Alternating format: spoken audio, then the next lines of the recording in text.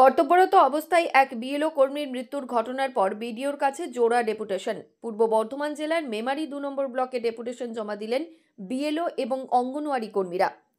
শনিবার পূর্ব বর্ধমান জেলার মেমারি 2 নম্বর ব্লকের বোহার খাঁপুর গ্রামের বাসিন্দা নমিতা হাসদার মৃত্যু হয় এসআইআর-এর ফর্ম বিলি করতে গিয়ে।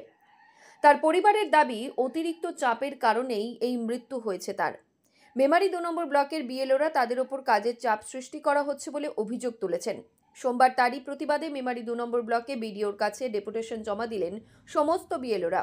পাশাপাশি অঙ্গনওয়াড়ি কর্মীরাও এদিনে ডেপুটেশন দেন। তারা জানান তাদের সহকর্মীকে তারা হারিয়েছেন। এই ঘটনার আর পুনরাবৃত্তি চান না। শুনব এদিনে ডেপুটেশন জমা দেওয়ার পর বিএলওরা এবং অঙ্গনওয়াড়ি কর্মীরা কি জানিয়েছেন। আমাদের সহকর্মী নমিতা হাসদা বিএলওর কাজ করতে গিয়ে, এসআইয়ের কাজ করতে গিয়ে কালকে অন স্পট 6টা পর্যন্ত কাজ করেছে এবং অতিরিক্ত প্রেসারে হার্ট অ্যাটাক করেছে, যার জন্যে ওনার যাতে আর একজন কর্মীকে আমাদেরকে এই শিকার না হতে হয় সেই জন্যই আমরা ডেপুটেশন। কবে মারা গেছে? গত পরশু দিন শনিবার রাত 2টো। ডেপুটেশন অ্যাকচুয়ালি বিএলও কাজ, ইলেকশনের কাজ আমাদেরকে এক প্রকার জোর করে দেওয়া হয়েছে। আমাদের স্কুলগুলোকে বন্ধ রেখে আমাদেরকে করতে হচ্ছে। এবার এই কাজ করতে এসে ট্রেনিং একরকম বলা হচ্ছে যে আগামী 1 মাসের মধ্যে কাজ শেষ করতে হবে। হঠাৎ করে রাতারাতি আমরা যে ট্রেনিং করে বাড়ি গেলাম, বলছে আগামী 3 দিনের মধ্যে কাজ কমপ্লিট করে দিতে হবে। এবং শনিবার দিন থেকে মানে সকাল 8টা থেকে রাত পর্যন্ত দফায় দফায় ফোন আসতে থাকে। কোনো সময় সুপারভাইজারের, কোনো সময় ইয়ারোর, কোনো সময় বলছে আমরা কন্ট্রোল রুম থেকে ফোন করছি।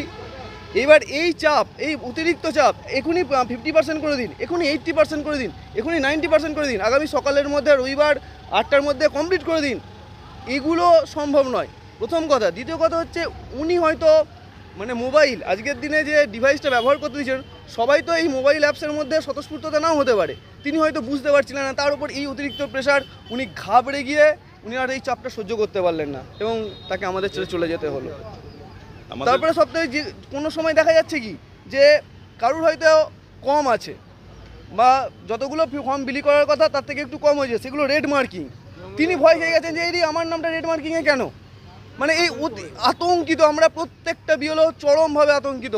আমরা এর থেকে নিষ্কৃতি চাই। আমরা বিএলও ডিউটি করব বলে চাকরি করতে আসিনি, আমরা স্কুলে শিক্ষকতা করার জন্য চাকরি করতে এসেছি।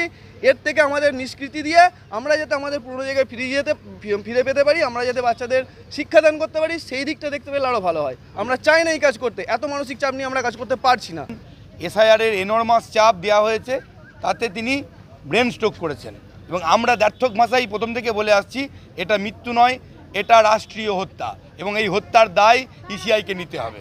এই কথা আমরা আজকে বিডিও স্যারকে বলেছি এবং বিডিও স্যারের কাছে আমরা কয়েক দফা দাবি রেখেছি যে তার সর্বোচ্চ ক্ষতিপূরণ, কর্মরত অবস্থায় মৃত্যু হওয়ার কারণে সর্বোচ্চ ক্ষতিপূরণ ইসিআইকে দিতে হবে, তার বাড়ির একজনকে কম্পেনসেটরি একজনকে চাকরি দিতে হবে এবং আমাদের সার্বিকভাবে যেটা বলেছি যে অন্যান্য যে সমস্ত ইলেকশন কর্মচারী যারা যায় তাদের যেমন ইন্স্যুরেন্স করা থাকে, আমাদের বিএলওদেরকেও ইন্স্যুরেন্স করে রাখা হোক, কারণ বিএলওদেরকে সারা বছর চাকরি করতে হয় এবং বিএলওদের এই ধরনের দুর্ঘটনা যাতে না ঘটে এবং এই ধরনের পেশার যাতে ঊর্ধ্বতন কর্তৃপক্ষ থেকে না দেওয়া হয়, অমানবিক কাজের চাপ যাতে না দেওয়া হয়, সেটা পরবর্তীকালে যেন বিবেচনা করা হয়, এই মর্মে আমরা ডেপুটেশন দিয়েছি।